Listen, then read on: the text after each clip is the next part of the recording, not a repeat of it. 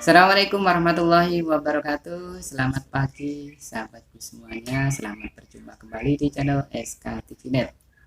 Kami hadir untuk menemani sahabatku semuanya, tentunya masih di program obrolan santai ya. Dalam obrolan santai kali ini kami akan ngobrol bareng dengan beliau Bapak Kaharudin ya. Nah, seperti apa profilnya sahabatku semuanya? Kita akan ngobrol bareng dengan beliau. Selamat pagi Bapak. Selamat pagi. Mungkin bisa dikenalkan untuk nama Bapak lengkapnya Pak. Ya, makasih. Assalamualaikum warahmatullahi wabarakatuh. Saya nama Kaharudin Nur itu, dan dulu pernah jadi guru ya di SMP swasta, kemudian di Kementerian Agama. Ya. Dulu namanya masih Departemen Agama, dan penempatan pertama saya masih di Kulon Progo dulu, di Kabupaten Kulon Progo. Pernah kemudian pindah di Depak Provinsi, dan kemudian 4 tahun terakhir itu di Kementerian Agama Kota Yogyakarta. Terakhir sampai 2021, jadi per 1 Januari 22 sudah jadi orang merdeka. Artinya sudah tidak menjabat yang lain. Nah ini Pak, dari profil jenengan itu sudah terlihat ya Pak. Mungkin pengalaman organisasi kemasyarakatan apa Pak kira-kira untuk pengalaman Bapak? Ya, sosial kemasyarakatan pernah dulu jadi sekretaris RW, bahkan ketika masih masa kuliah belum selesai itu, untuk membantu sekretaris RW beberapa ganti RW beberapa kali. Kemudian pada saatnya ada pemilihan RW, saya diamanahi untuk menjadi ketua RW dua periode. Jadi 2006 saat gempa kita itu, saya anyaran jadi RW, melayani banyak orang yang sidik-sidik minta data dan sebagainya itu. Saya alami itu, dan membuka dapur umum dan sebagainya itu juga saya alami itu. Dua periode 2006, 2007, 2008, kemudian periode 2009, 2011 itu sekretaris RW pernah, kemudian di RW juga pernah. Mungkin sedikit cerita Pak tentang kejadian waktu gempa 2006 di daerah Jagalan itu, untuk korban ada nggak Pak? Jiwa maupun yang luka? Ada korban jiwa juga ada, kemudian bangunan-bangunan roboh juga tidak sedikit. Dan termasuk saya RW yang baru, kemudian ada saya kan sempat melihat di seputaran wilayah saya RW itu ada warga yang mungkin nggak pernah keluar ya, jadi karena termasuk rumahnya roboh, sing disambati RW-nya. Mungkin pulau itu perlu kerja bakti ini, kalau tidak dikerja bakti ini seperti itu orang itu belum melihat mana-mana itu, jadi belum melihat lingkungannya sendiri itu enggak ya gitu ya. Suka dukanya. Tapi saat gempa untuk menyelamatkan diri bagaimana Pak? Soalnya di daerah Jagalan kan padat ya Pak, dan bangunan gang-gang untuk lari itu sulit. Itu kira-kira saat itu bagaimana Pak? Mungkin sedikit cerita sebelum kita masuk ke saat itu hanya pasrah. Karena rumah saya termasuk rumah tua ya, rumah tua, dan saya itu sedang nulis undangan di komputer. Itu dua anak saya itu pas di samping saya adalah terus uyak itu keduanya mengsarangku main pasrah rumah tua itu mungkin roboh gitu.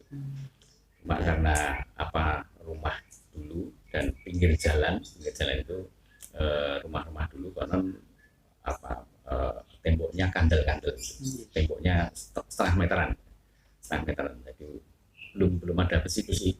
Berarti pakai dulu tuh pakai apa itu namanya, pakai semennya pakai batu bata ya Pak. Kalau dulu ya, tapi belum ada besi-besinya. Belum ada besi. Saya ini mesti roboh ini. Ternyata kuat ya Pak. Alhamdulillah tidak. Wah, itu luar biasa. Berarti sebenarnya konstruksi zaman dulu tuh sudah sekian bagus ya Pak. Ya, Ditambah sekarang tuh mm, pakai tulang-tulang ya. nggih. Ngendelke kandele apa tembok Ketebalan itu tembok. konon dulu itu kan apa sering dibabah orang itu, sering didados orang itu. Jadi orang ngambil milik orang lain itu jebol tembok. Oh gitu. Itu Akhirnya di, ditebalin nih. ditebalin, kemudian ya itu mungkin yang menyelamatkan rumah di situ. Gitu. Nah ini sekarang kita nyoba masuk Pak. Ya, Bapak kan ini sebentar lagi akan ini Pak mencalonkan ya, ya, atau mencalonkan sebagai lurah di Jagalan. ya, ya.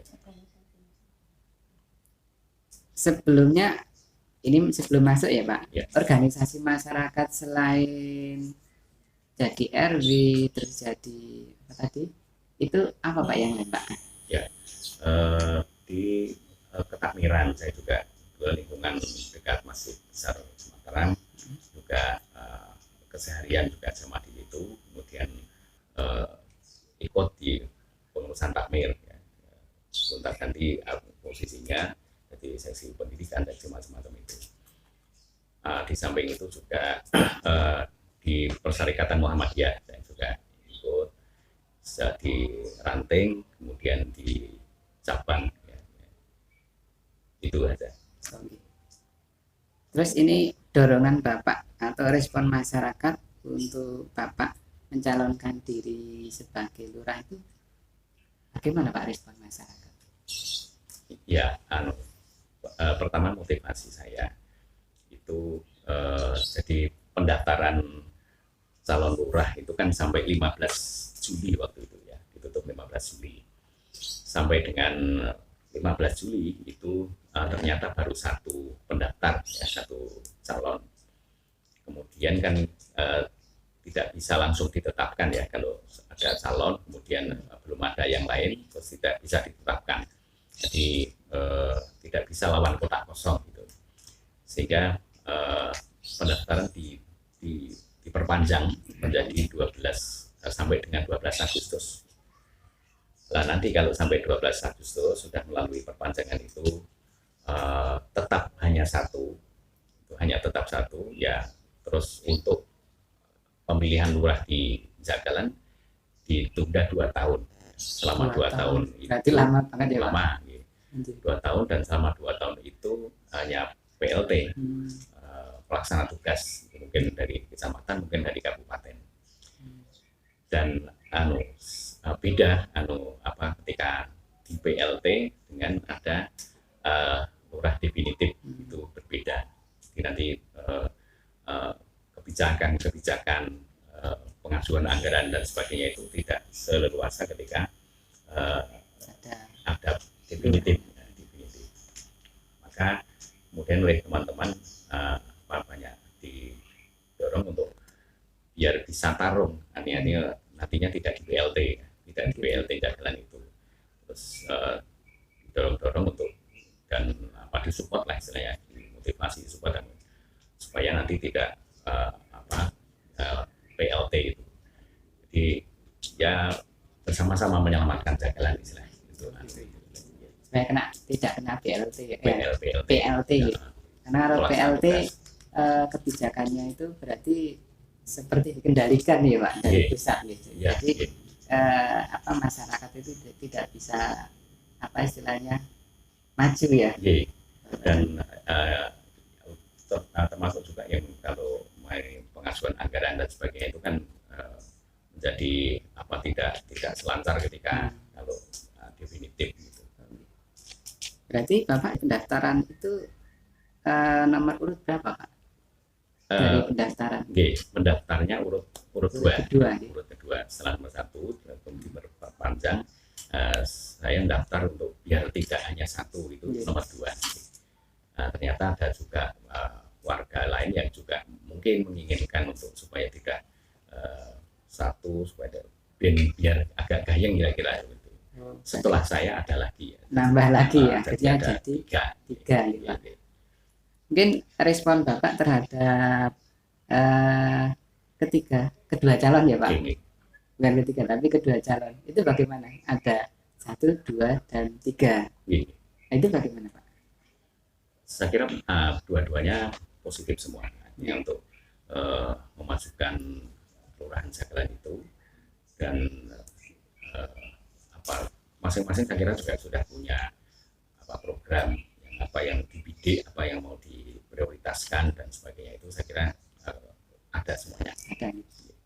Kemudian ini Pak, apabila Bapak nanti terpilih menjadi kepala desa atau lurah, kira-kira program apa yang nantinya akan dijalankan di dalam pemerintahan tersebut Pak? Ya, secara garis besar itu kami ada 3 visi yang ingin coba kami nanti wujudkan itu. Di satu, kesejahteraan di gambaran tercukupinya kebutuhan hidup ya, duniawi secara keseharian, ada sandang, ada pangan, papan dan sebagainya, itu yang sejahtera gitulah ya. Kalau dulu ada di BKKBN dulu ada sejahtera itu bertingkat-tingkat ya, sejahtera 1, naik di atasnya sejahtera 2, sejahtera 3 dan sebagainya. Bahkan sebelum sejahtera itu ada tingkatan prasejahtera. Itu kondisi yang memprihatinkan.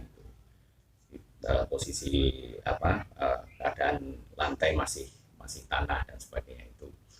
Nah, maka dari sejahtera itu dari sisi ekonomi ya.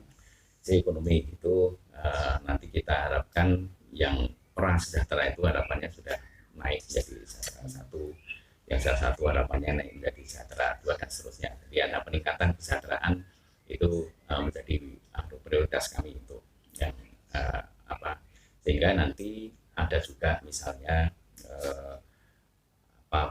pelatihan kewirausahaan ya, untuk menambah income keluarga dan sebagainya. Seperti UMKM gitu ya Pak? Iya. Kalau di Jagalan sendiri Pak, ini kan punya destinasi wisata ya Pak, wisata sejarah. Nah, kira-kira nanti apabila Bapak terpilih, itu mau dibuat seperti apa Pak, tempat wisata yang ada di Jagalan ini Pak? Oh ya. Itu nanti sebenarnya kaitan dengan budaya sebenarnya. Tapi alhamdulillah sekarang wisata di Jagalan itu termasuk perkembangannya baik. Jadi di seluruh kecamatan Banguntapan ini, di Banguntapan itu Jagalan termasuk yang diprioritas untuk mendapatkan anggaran-anggaran wisata itu, karena kita punya banyak peninggalan sejarah di Masjid Mataram, kemudian ada di pendopo-pendopo kuno itu banyak ya, bahkan ada pendopo-pendopo yang sudah dibeli oleh UGM misalnya, ditandani dan sebagainya, itu selama sekian tahun ya, berapa itu 10 atau 20 tahun, untuk juga bisa dimanfaatkan untuk kegiatan kemasyarakatan ya. Sering pemandu wisata itu juga mengenalkan rumah-rumah pendopo yang menurut bangunan sekarang antik gitu ya. Antik gitu. Jadi orang juga senang melihat gitu. Nah, itu yang sementara di yang dapat prioritas agak tinggi itu Jagalan sama Pleret. Pleret. Karena di sana juga ada peninggalan. Jadi dulu kerajaan Mataram itu pernah di wilayah selatan Masjid Gede itu juga, kemudian pernah pindah di Kerto Pleret. Kalau Pleret sama yang Kota Gede itu lebih tua mana Pak? Ke yang Kota Gede dulu, kemudian sempat tinggal di Pleret. Sehingga dua itu mendapat prioritas untuk diutamakan, dan ini rodo konon itu jadi apa ya, kecemburuan yang lain-lain kalau ini itu kayak jagalan. Dan nah ini kita nanti imbangi juga dengan solidnya Podarwis ya. Podarwis itu jadi semakin banyak teman-teman yang tergabung di dalam Podarwis, nanti memandu dan sebagainya, itu setiap saat nanti harus standby ketika ini kan akhir-akhir ini banyak sekali turis dari mancanegara yang sudah mencoba untuk menjelajahi wisata di Kota Gede. Nah itu nanti dari segi wisata sendiri, kalau banyak dari manca, kira-kira apa persiapan untuk Kelurahan Jagalan nanti apabila Bapak terpilih?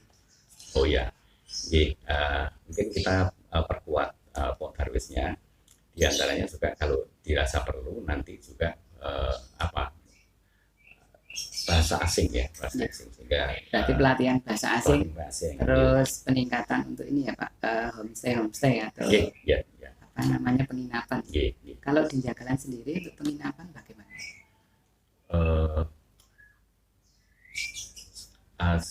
Saya kurang melihat ya, saya melihat secara sendiri, tapi kelihatannya belum untuk yang ditempati untuk penginapan, beda dengan yang di sebelah sungai ya, di Kulon Kali di Inggris itu ada juga homestay yang orang bisa nginep di situ ya, nginep di situ. Banyak sih rumah-rumah lama kosong juga, dan saya belum melihat kalau ini dibikin homestay dan sebagainya, karena itu memungkinkan juga ya, sangat memungkinkan. Dan nanti kita coba lebih dekat lagi ketika saya sudah di dalam itu, nanti kita lihat lagi kemungkinannya untuk itu homestay itu, karena juga di samping resik juga menguntungkan ya. Otomatis meningkatkan ekonomi pendapatan kelurahan ya Pak, dan juga umumnya masyarakat di sekitar. Kemudian untuk harapan Pak, harapan Bapak apabila nanti terpilih maupun apabila nanti tidak terpilih bagaimana? Melanjutkan ketiga program. Oh ya, ini lanjut dengan program yang ketiganya Pak tadi, program ketiga untuk kesejahteraan nanti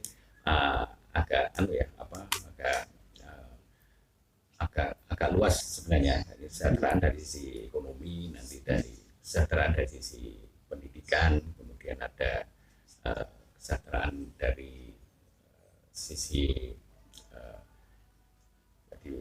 ekonomi, kemudian pendidikan, dan kesehatan dari sisi kesehatan itu nanti juga kita jangkau.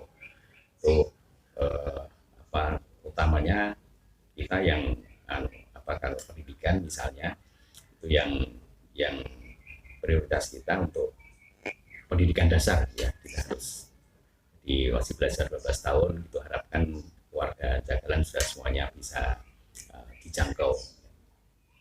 Kemudian pendidikan anak usia dini PAUD itu juga nanti kita termasuk yang kita prioritaskan.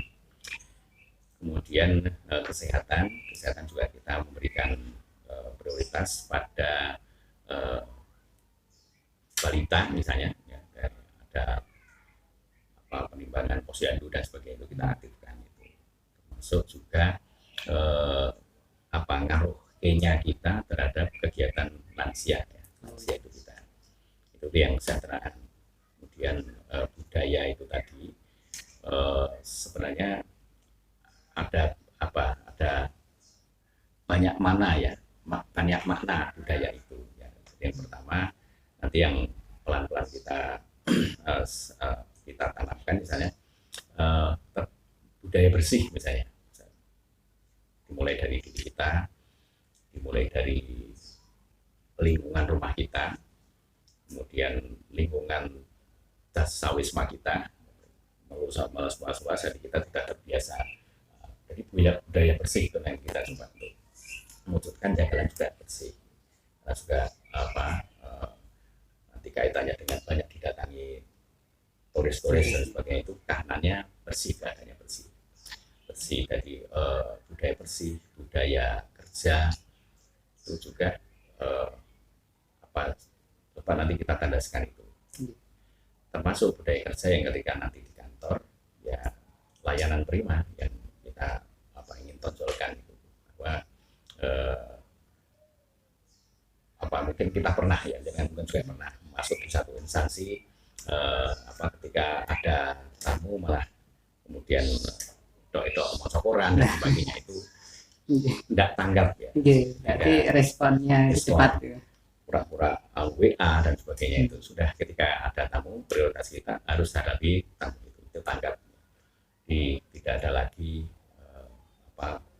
kesuwen dalam memproses sesuatu. Kalau memang bisa lebih cepat ya lebih baik gitu. Jadi budaya kerja termasuk ketika nanti kita melakukan di kantor itu ya memberikan pelayanan prima. Kemudian juga budaya yang kaitannya sudah ya yang ketiga itu mana yang ketiga tentang karena kita itu banyak peninggalan sejarah budaya dan sebagainya itu nanti mudah-mudahan juga kita bisa sinkronkan dengan pengelolaan pariwisata di Jagalan. Kemudian ada juga yang agamis, Mas, ya. Jadi sejahtera, agamis, berbudaya itu budaya utuhnya begitu. Jadi sebenarnya budaya itu sinkron dengan agama juga ya? Ada. Dan kalau misalnya saya sering-sering di Persyarikatan Muhammadiyah itu yang Muhammadiyah pun juga tidak lalu alergi terhadap budaya. Ada yang saya tahu LSBO, Lembaga Seni Budaya dan Olahraga ada di lembaga Muhammadiyah itu artinya tidak kemudian alergi terhadap budaya. Nah agamis itu nanti juga itu malah bukan ide saya, jadi malah dari teman-teman yang menghendaki Pak kalau nanti visinya agamis gimana gitu. Ya enggak apa-apa. Jadi malah yang menghendaki itu dari masyarakat untuk nanti diwujudkan Jagalan itu agamis.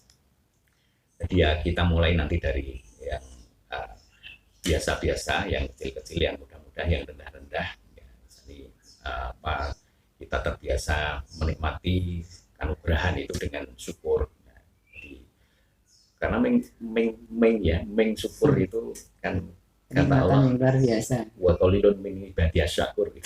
Hanya sedikit loh orang yang bisa bersyukur itu katanya.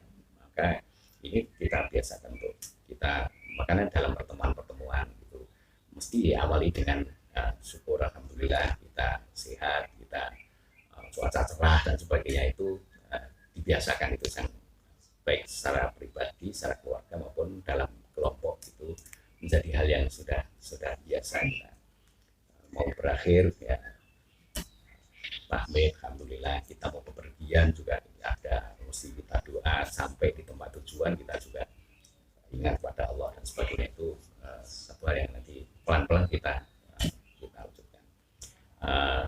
Dan untuk itu nanti tentu kami pemerintah desa tidak bisa sendiri ya, tidak bisa sendiri. Jadi dengan kaum rois yang sudah ada nanti mesti kami banyak kerjasama. Kemudian dengan takmir kami juga banyak koordinasi kerjasama dengan ormas-ormas keagamaan juga nanti kami banyak menggandeng sehingga untuk mewujudkan itu nanti ada keterpaduan bersama ya, keterpaduan bersama agamis itu nanti.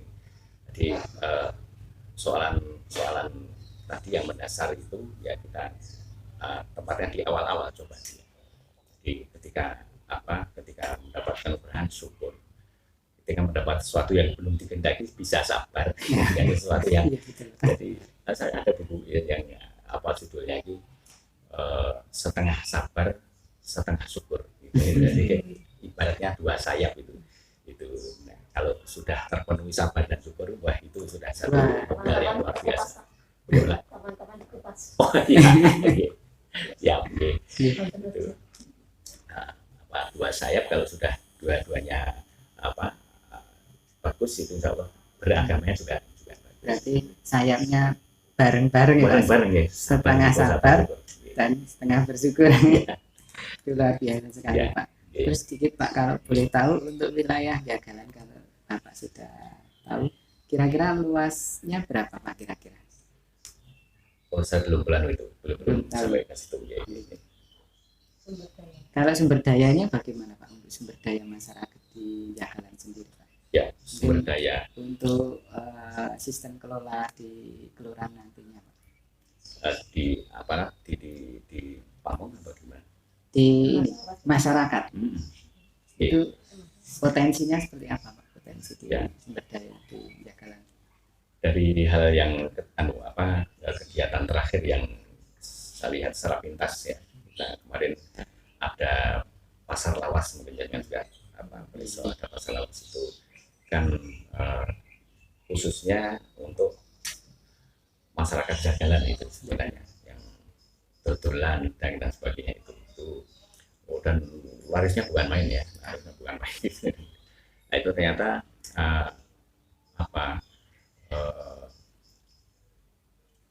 keinginan untuk membuat produk, menjual dan sebagainya itu tinggi ya, tinggi. Kemudian baru sempat kita itu membuat berapa 43 penjual ya, standar baru sekitar 43. Mungkin sebenarnya lebih kalau dibuka masih bisa 50 lebih, tapi sementara kita menyediakan sekitar 43 atau 46 itu. Itu pasar lawas itu dari masjid atau dari masyarakat? Dari kalau kan pemerintah desa, Pemerintah desa. tempat-tempatnya di masjid, ya. Dan itu kita sebenarnya tidak memberikan kewenangan untuk karena saya takmir masjid juga ya. Iya. Saya kebetulan takmir masjid sekarang, dan izin untuk kegiatan seperti itu di keraton. Jadi panitia sudah nembusi ke sana, terus nanti diizinkan ya, terus diselenggarakan di situ. Itu banyak yang tidak hanya penjual, tapi yang parkir juga dapat rezeki itu. Parkir bahkan sampai memanjang masuk dekat area masjid, masuk gang-gang itu penuh semua. Yang biasanya untuk area parkir harian itu kan di bawah pohon beringin itu penuh gitu. Kemudian gang-gang yang bisa dimasuki parkir juga ada pengunjung penuh di situ. Termasuk di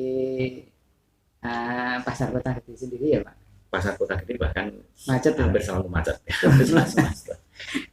Nah, itu mungkin kedepannya nanti karena meskipun yang itu Jagalan, tapi kali melibatkan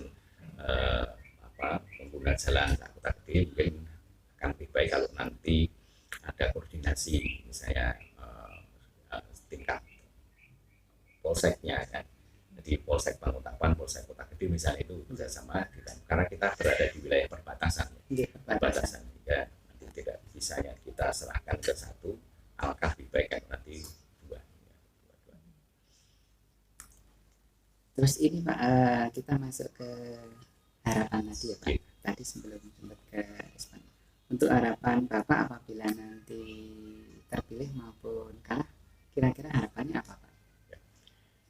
Oke, saya kira itu sama dengan yang sama Pak Bupati waktu beberapa hari yang lalu, hari Senin seluruh calon lurah se-Kabupaten Bantul. Di situ kan ada 21 kelurahan yang mengadakan pemilihan lurah itu, 21. Total calonnya ada 75. Dan kita diundang di Bantul, dan yang diundang tidak hanya calon lurah saja, tapi dari sekalian diundang, dari panitia pemilihan perkelurahan diundang, kemudian Pak Penewu juga diundang, kemudian yang terkait itu juga sehingga ada 170-an berapa itu yang dari situ Pak Bupati juga menyampaikan Anda semua itu calon pokoknya siap menang siap kalah, dan itu juga lalu kita ikut sosialisasikan ketika kita masuk ke warga masyarakat, sosialisasi RT tak oleh ke itu. Sebab itu tidak hanya saja yang siap begitu ya. Bisa jadi calonnya sudah siap kalah, tapi pendukungnya belum siap. Nah, itu. Itu yang kita sampaikan. Oleh karena itu nanti ketika masuk ke wilayah itu diharapkan jaringan semua itu termasuk yang siap ya. Jadi kalau saya siap menang, artinya ya saya siap kerja. Siap. Ketika siap kalah ya sudah, itu sudah takdir, itu kehendak Allah. Itu yang Allah memilihkan kita yang terbaik.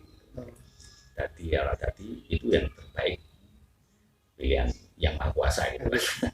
Jadi pada intinya kita memberi edukasi ke masyarakat untuk lebih dewasa dalam hal berpolitik maupun dalam pemilihan ya Pak. Ya. Agar keharmonisan, kedamaian tercapai. Seperti itu ya. Ya. Itu, Pak. Ya. Termasuk juga saya sedikit saya selipkan ketika MHI Nasib ya, ketika satu saat memberikan pesan-pesan pada ketika kita mau pemilu ya, Anda warga Indonesia itu sebentar lagi mau ada pilpres misalnya gitu. Jadi pemilih itu ada dua, kata MHI Indonesia. Satu pemilih rasional, yang kedua pemilih emosional gitu ya. Itu silakan untuk dimaknai sendiri dan Anda memposisikan sebagai jangan, kalau pemilih nasional ya harapannya ini akan memilih pemimpin itu serba diukur dari rasio dan sebagainya. Kalau emosional terus pokoknya wonten emosi kan itu tempatkan dengan menggunakan rasio lah, itu bisa sempat itu dalam rangka edukasi itu. Dalam rangka edukasi jadi tidak luar atau menguas dan sebagainya itu. Yang kan harapannya ketika pengantikan tokoh mungkin jadikan sandaran misalnya, ya kita sedikit-sedikit mengedukasi itu. Mungkin demikian sahabatku semuanya dimanapun Anda berada, obrolan santai dengan beliau Bapak Kaharudin ya. Kaharudin Nur, di mana sahabat bisa menyimpulkan ya, dan juga semoga informasi ini bermanfaat untuk sahabatku semuanya yang menyaksikan siaran kami di channel SKTVNet. Terima kasih, semoga bermanfaat. Tetap semangat sahabatku. Selamat beraktivitas. Assalamualaikum warahmatullahi wabarakatuh. Waalaikumsalam.